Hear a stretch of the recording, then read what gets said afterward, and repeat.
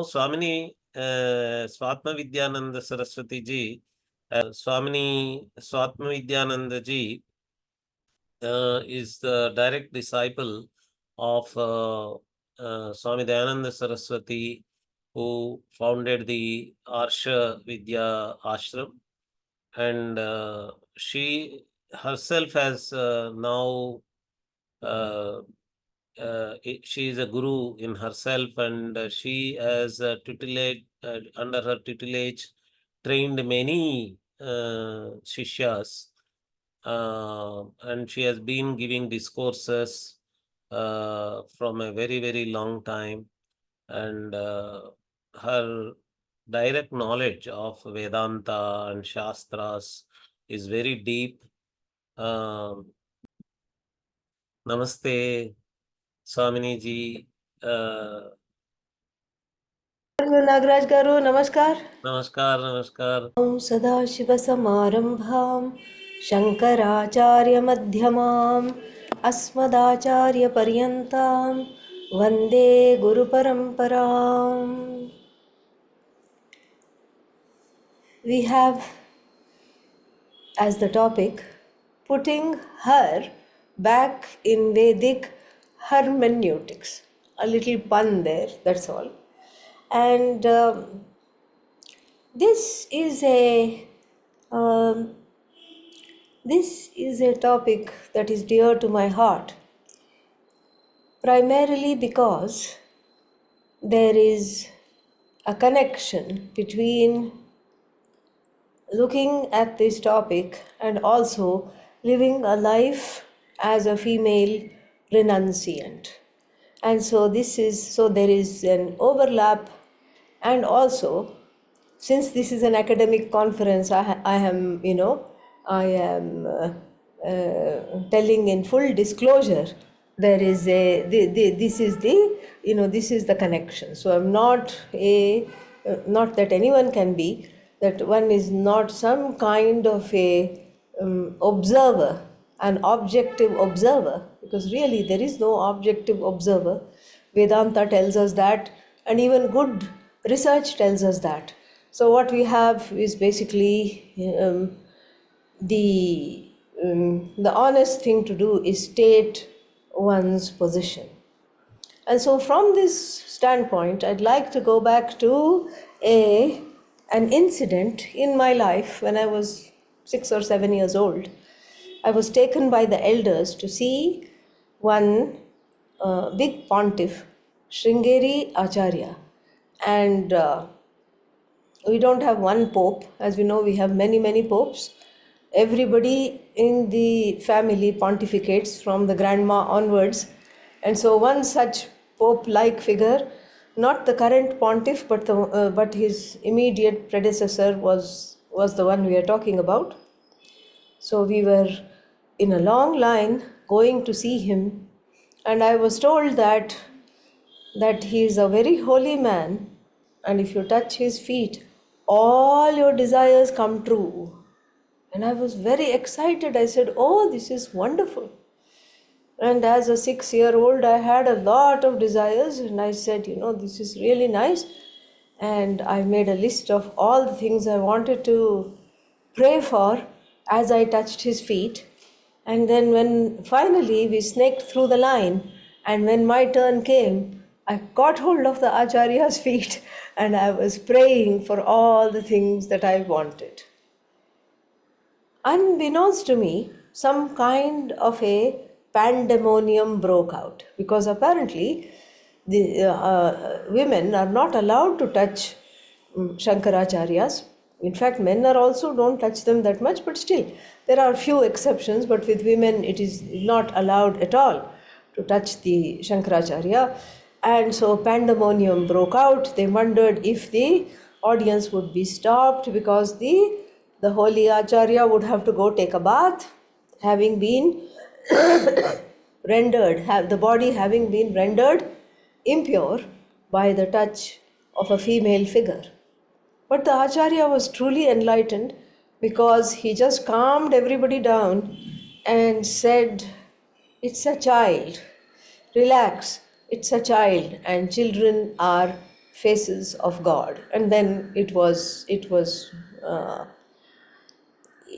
neutralized. The charge around it was neutralized. So then it made me wonder that what is it that I had done?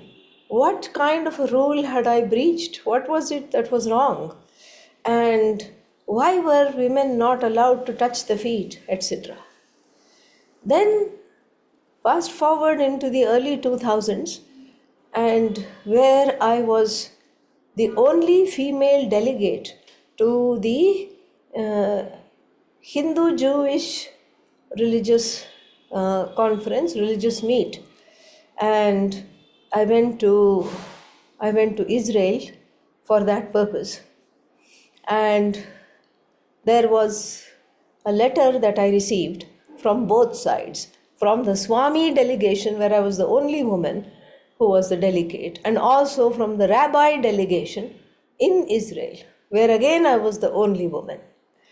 And the letter from the Swami delegation stated that there was one Swami, forget touching, he was not even allowed to look at women. And they just said, you have to be out of sight because he cannot look at women. You must not be in any group photo with him. You should not be with him. You should not be anywhere. I said, oh, this is very interesting. And then from the rabbi delegation, I got another letter which said that as a woman, women should not address the rabbis. The rabbis should be, the women should be quiet. You are a woman, you should be quiet.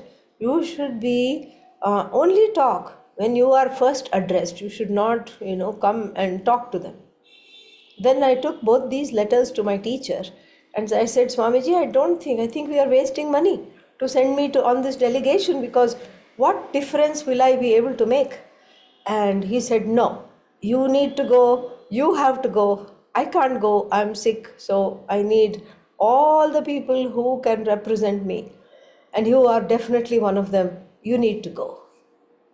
And the long and short of it was that I kept in the background. If you see the photos from that gathering, you will not see me anywhere.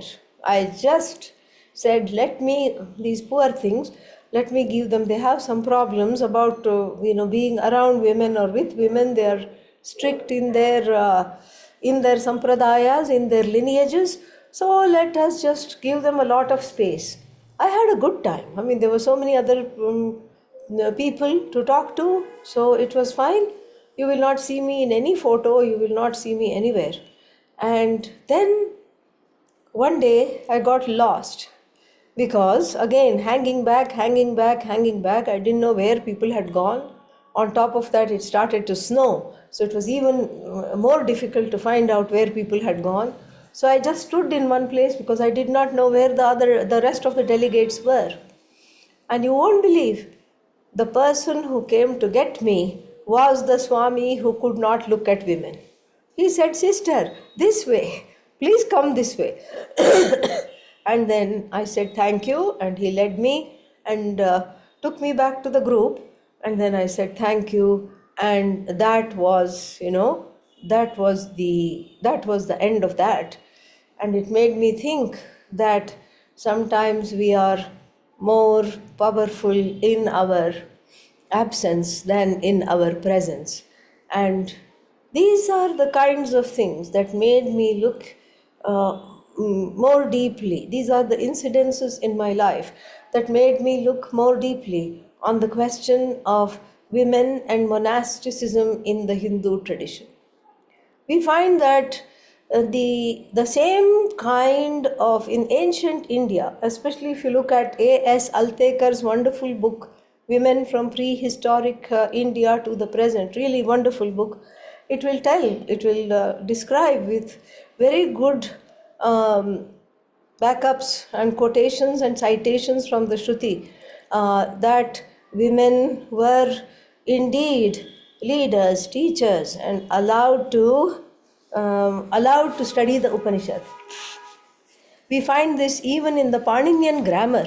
We find that the student of the Kathopanishad Kathaki. A special word is coined by Panini to show a woman who is the student of the Kathaka branch of the Yajurveda. Very, very interesting. So that means simply a word will not be coined unless there are adherents and people of that description. The people of the description must be there, only then the word makes sense. So, like this, we find that there are lots of such examples where the same rules that applied to the men also applied to women.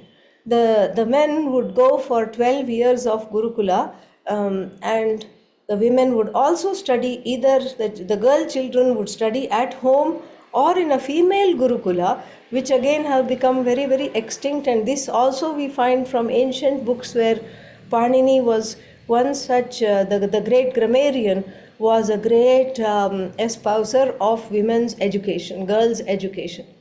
And even the most conservative, the people who think he's a very conservative writer, the Manusmriti, even he says women should be initiated into the study of the Vedas. Striyam maunji karanam ishyate. So this is something which is very, very important to understand.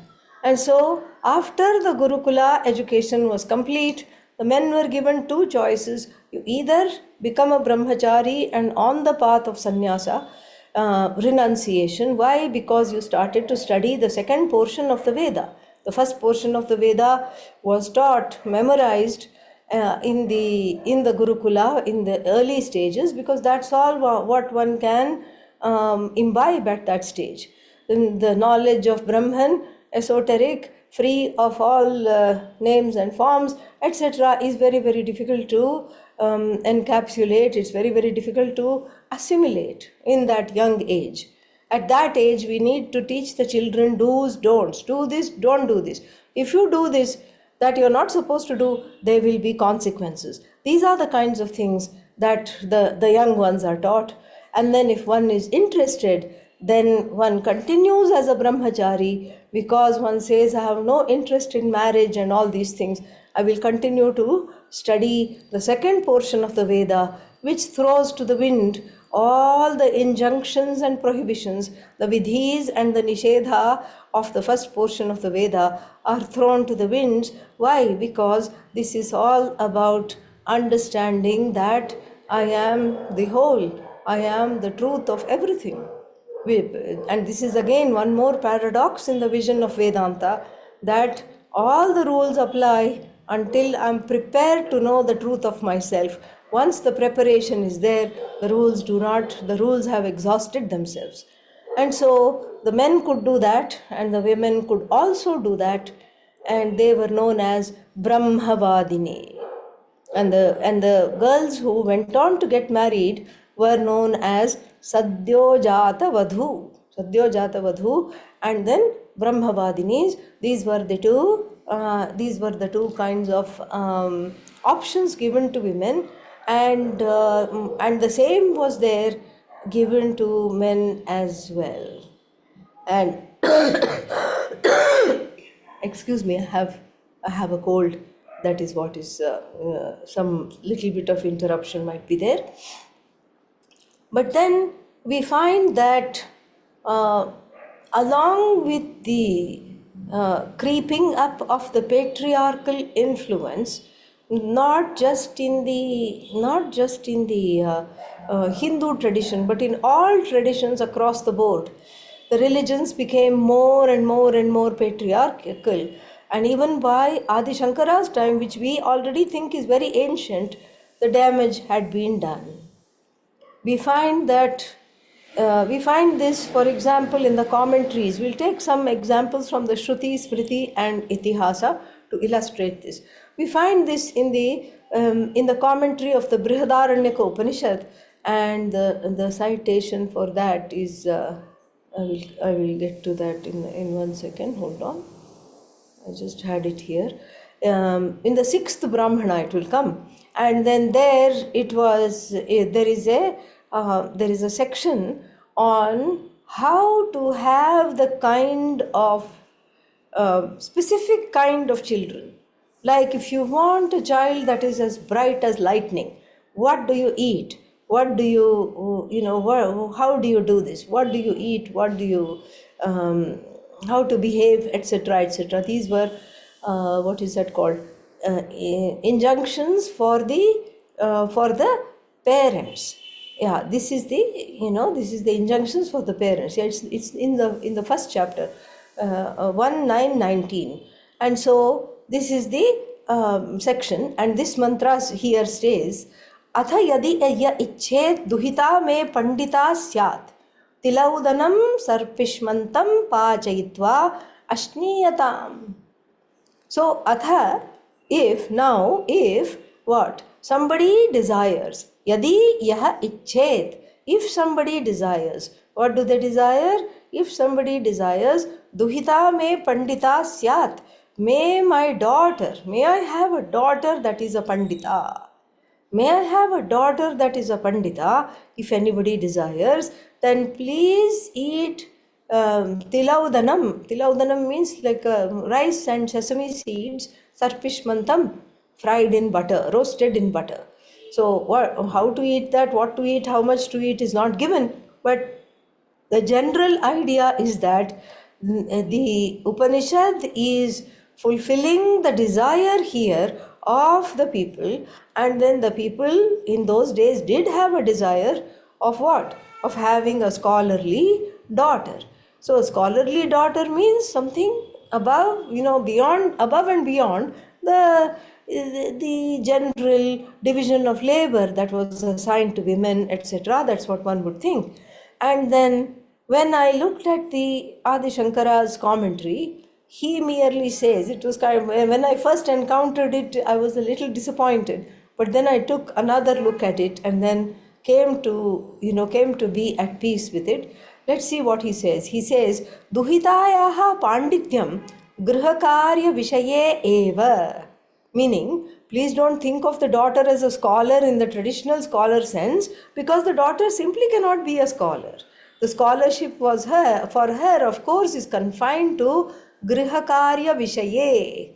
In the home, scholarship in the home, how to cook for people, how to clean, the cooking and the cleaning and the interior decoration, perhaps in the household realm, how she manages the house, how she does all these things.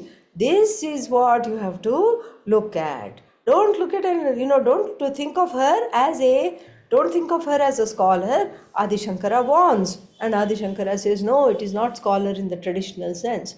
And even though one might think that, oh, Adi Shankara is being very, very backward, he's not being backward. He is being merely, he's reflecting the historical conditions of his time. He did not see women being he did not see women being educated. He did not see women writing books. He did not see women scholars. These were all in the Upanishads. Gargi, Maitri, all these people. These were all ideal types of people in the Upanishads, and certain other sages that we revere, rishis. And again, here is a small caveat. People like to call female rishis as rishikas. There is the pratyaya ka is in the form of like a diminutive.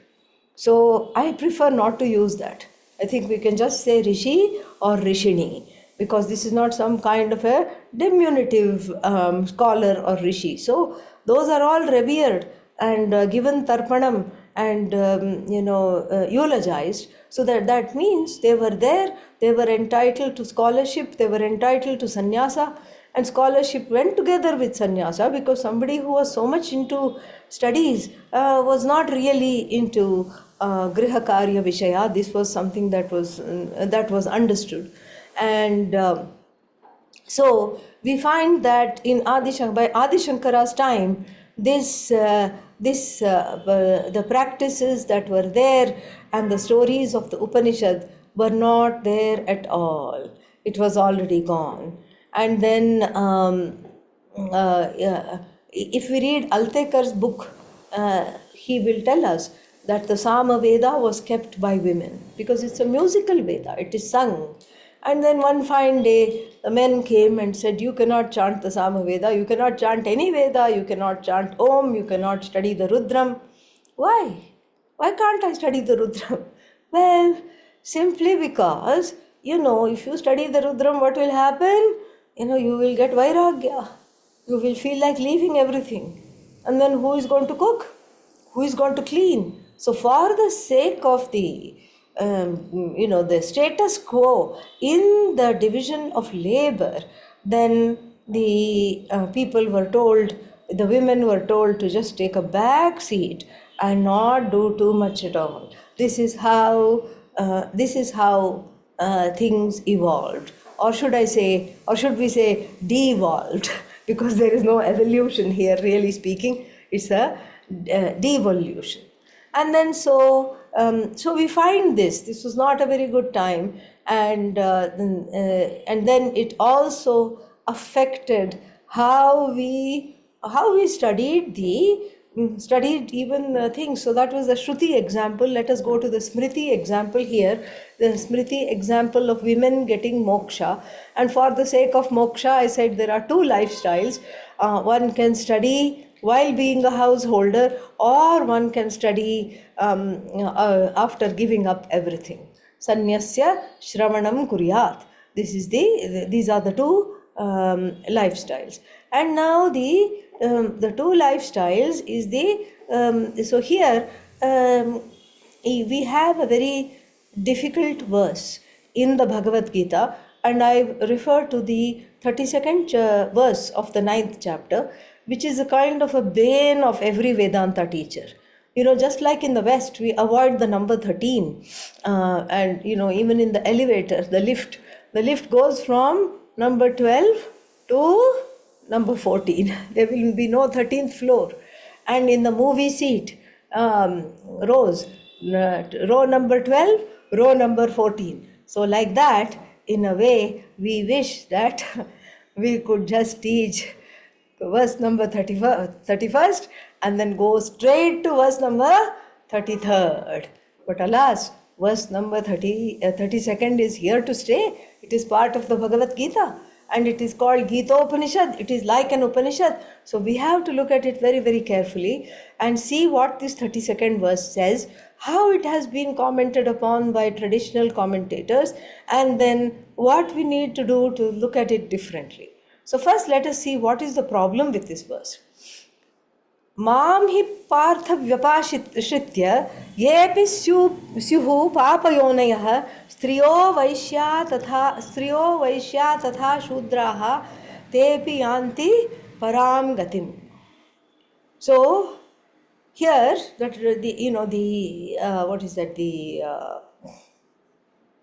the translation. So it's a troublesome translation, because in Sanskrit is a very elastic language. It's all just how you put stuff.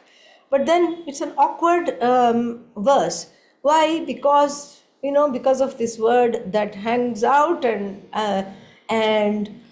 hangs out in your face. What is that? Papayonayah. Papayonayah means those who are the product of bad karma, people who have done terrible things in their last life, because of which they occupy bodies of disenfranchisement, disempowerment, which makes them disqualified for moksha. Like what? Like merchants. Why? What is the connection between merchant and moksha? Why should the merchant be disqualified from moksha?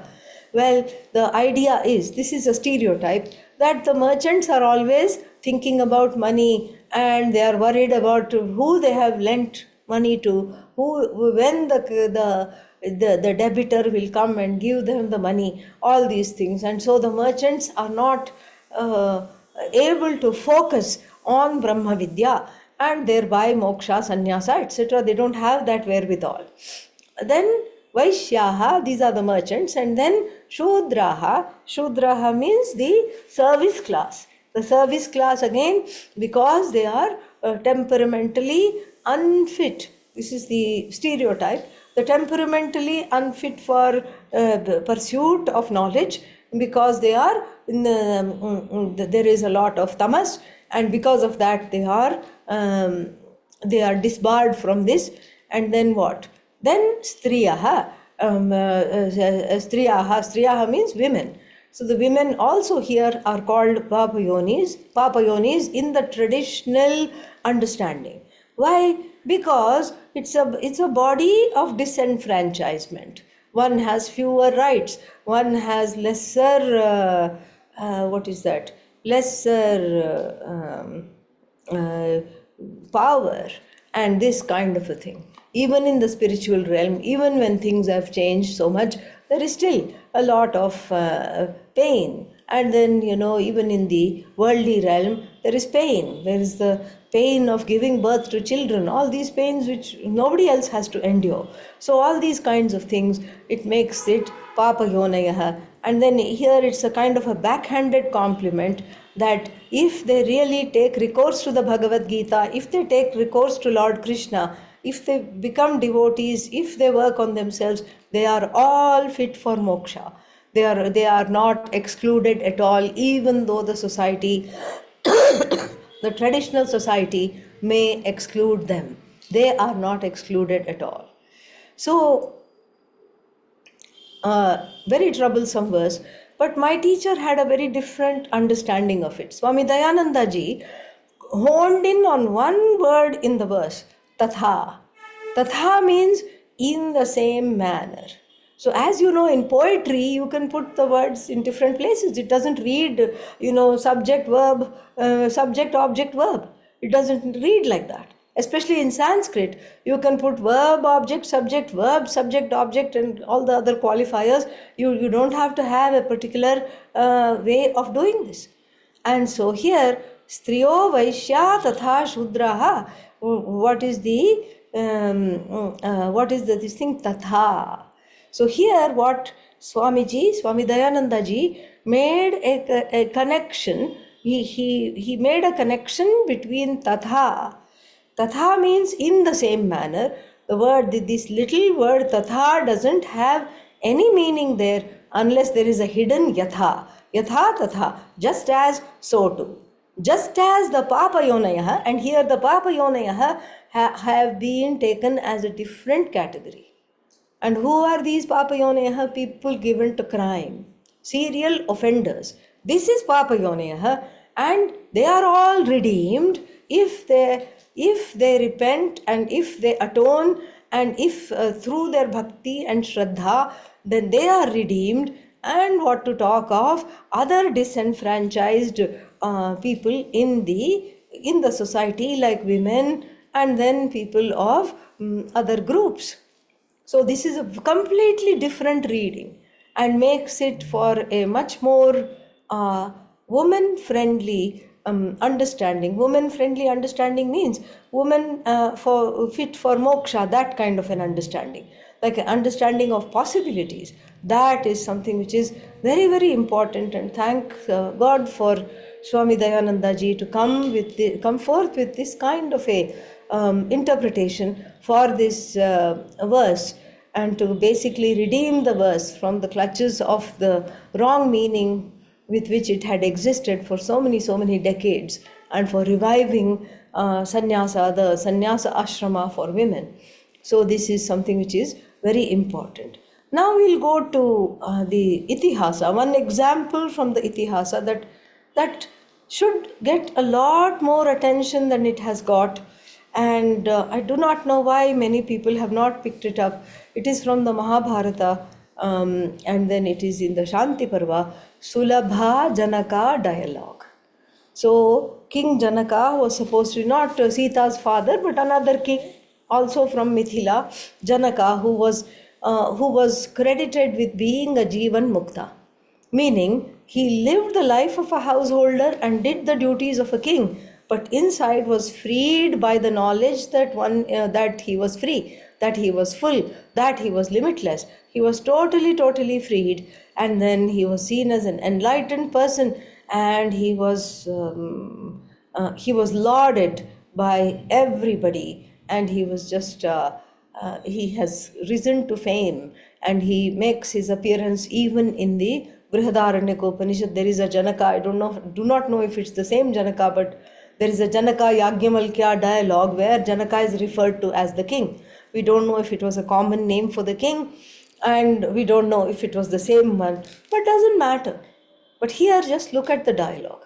So, one fine day, a woman mendicant dressed in orange robes, very beautiful looking, came into the courtyard, the palace courtyard of the king. And this doesn't happen every day. And then so the sentries informed the king, and the king himself went to receive her. Surprised he was, but then he went to receive her, and then he just washed her feet as is due for a sannyasi. He could not do that. He washed her feet, he put her on a pedestal, sat beneath her, and gave her a lot of things to eat and drink. She was famished. She was a parivrajaka. She had been going around here and there, and after she had had her fill, his atithya was complete. Atithya means what? His hospitality, or so he thought.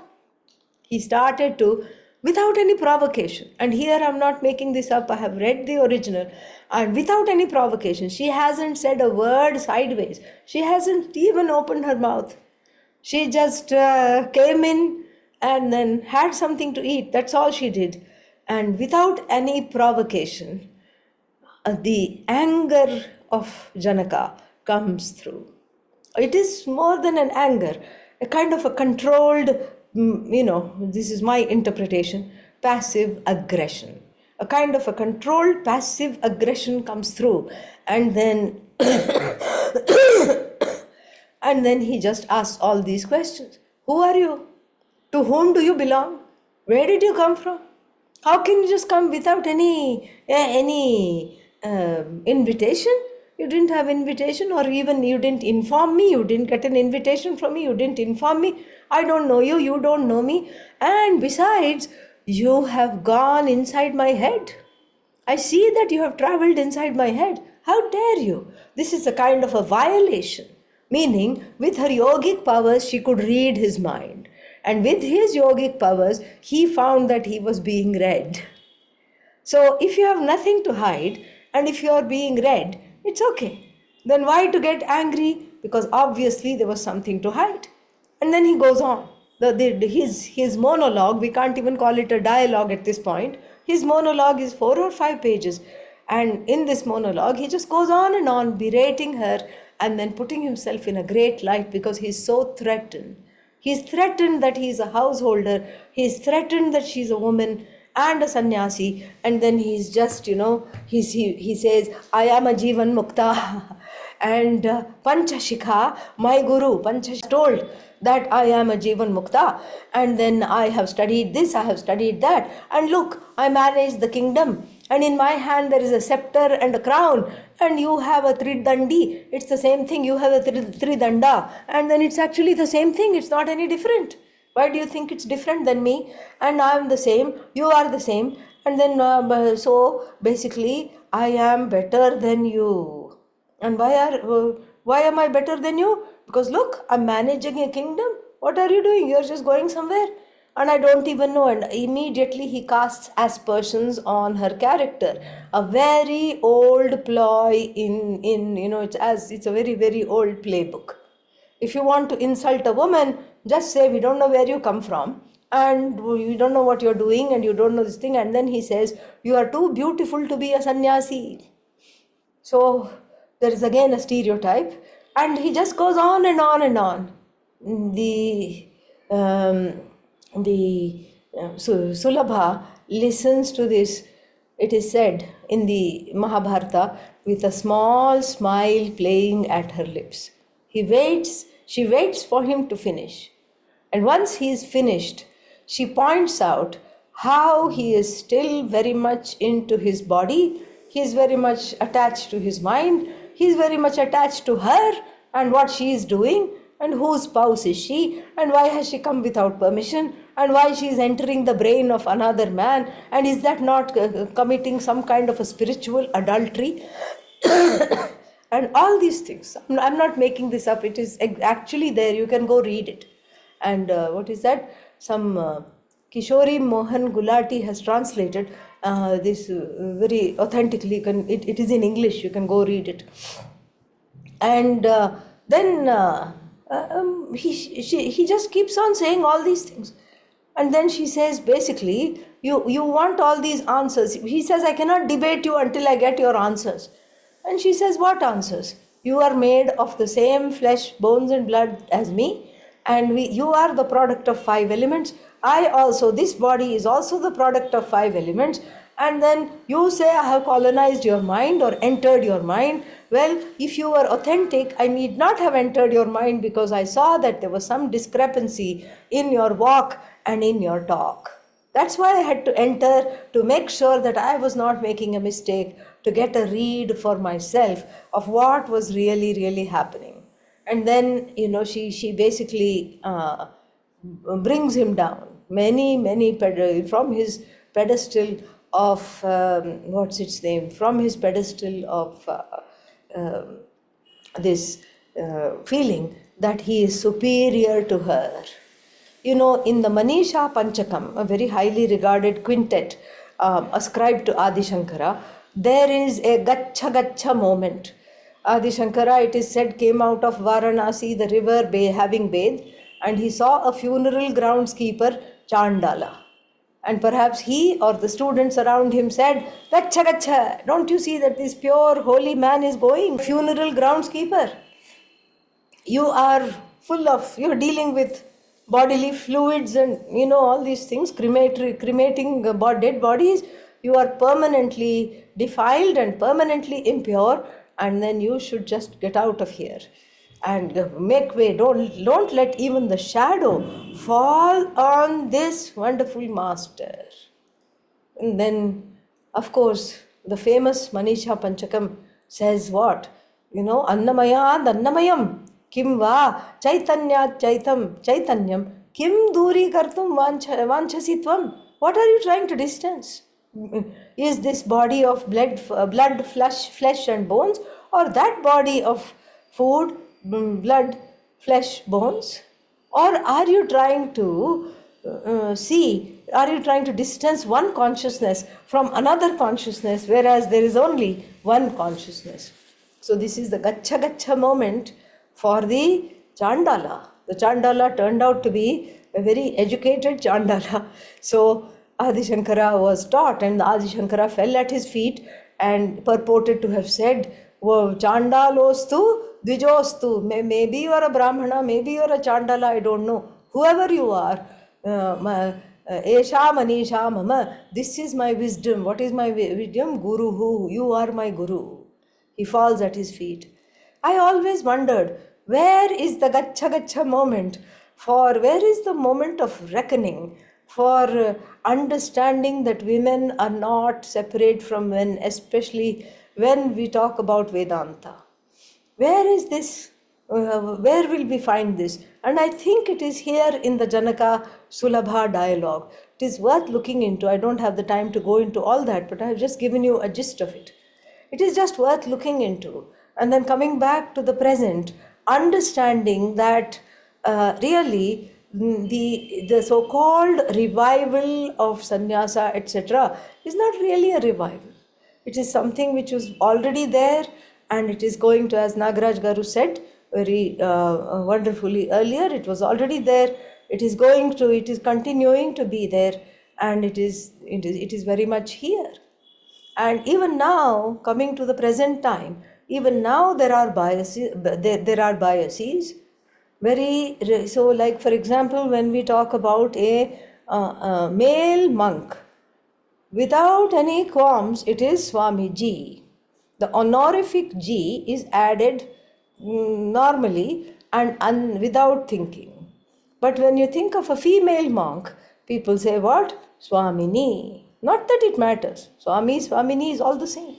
But why the difference in this application of the honorific?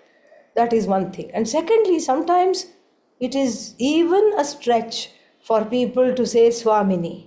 Forget Swamini ji. Even to say Swamini. It will be Amma, Why Amma? But this is, nothing wrong in saying Amma. But if you call me Amma, I'm going to call you Appa. That's all. If you call me Mataji, I'm going to call you Pitaji. And you ask any male monk, they would hate to be addressed as Pitaji. They would hate to be addressed as Appa. This is something we have to keep in mind because language matters. How we go forward matters.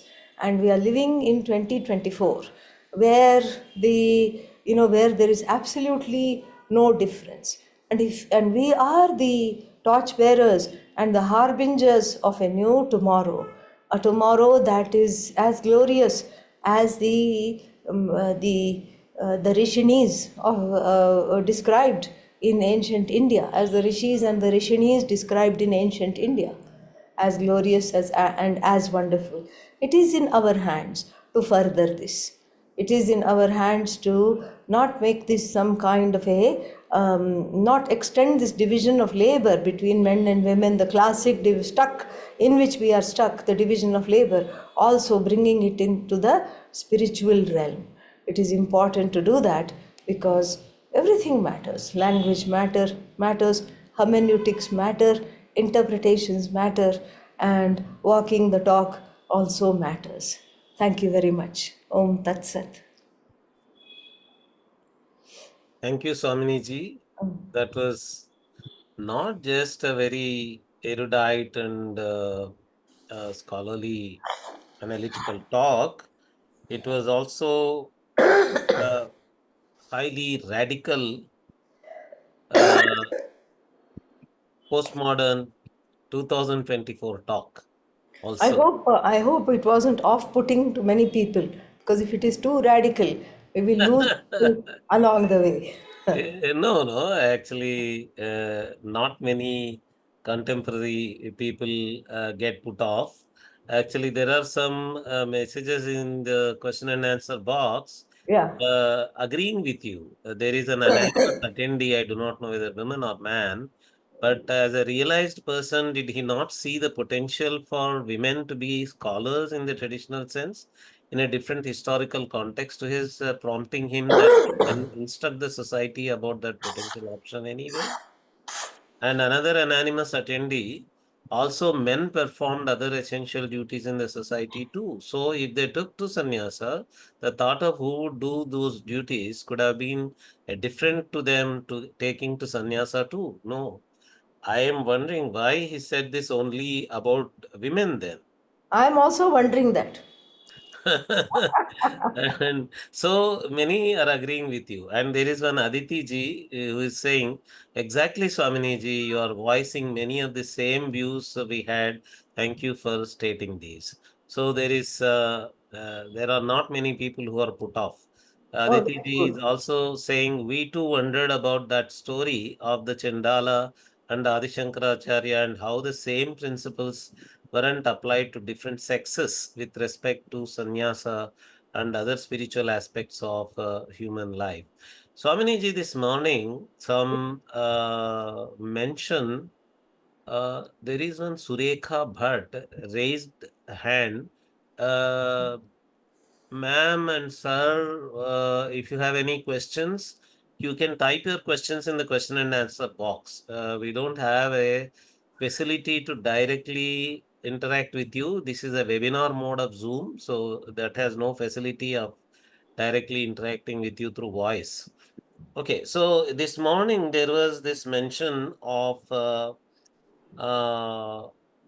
widows living the life of a sannyasini. Yes. Uh, they had the saffron clothes also. Some of them white, even white was a sannyasa Yeah. costume. Yes. So and also there are many mathas where these widow women were staying. Yes. So that was also there, and it's not specifically in the entire Vedic tradition, but you have Shaivism where you have Akka Mahadevi. Yes. Of course. And Akka Mahadevi's story became a role model for many other such yoginis and Yes. swamis. Absolutely. Uh, And and the Bhakti saint poetesses in the Bhakti is middle, yeah, Like Bahina Bai comes to mind in the 17th century, and she actually said, you know, the Vedas cry out, the Puranas shout. This is a poet. Hmm. No good will come to a woman. They are defilers and seductresses. Oh Lord, how can I reach you? How can I reach the truth if that is the case? She wonders. It's a very small poem, very poignant, she has written. So Bahina Bai, Jana Bai, all these people, Mukta Bai, and lot of saint poetesses from Maharashtra, they voiced this very much. We had talks on Avadhuta tradition. Yes, That was the penultimate talk about a certain Avadhuta. yes, And we have a very big list of these women Avadhutas. yeah, Uh, I come from a place where there is, in the modern contemporary language, an SC, I should say, government language. yeah, SC woman yeah, was an Avadhuta yogini, yes, and there is a temple constructed for her. There is an annual court festival, Rathotsava, that takes place to commemorate her samadhi. And there's a huge list of that happening. So if we take all these examples of, say, Akka Mahadevi and Akka Mahadevi type women, they getting accepted in the villages and tribal areas and all that, yes, then I think this problem that you were pointing out seems to be a typically urban problem. yes. Typically elite problem, Intelligentsia. intelligentsia problem, Yeah, urban problem, and modern problem. yeah. So and also a Shastra educated type of educated problem also. It's not Hmm. just a modern educated problem.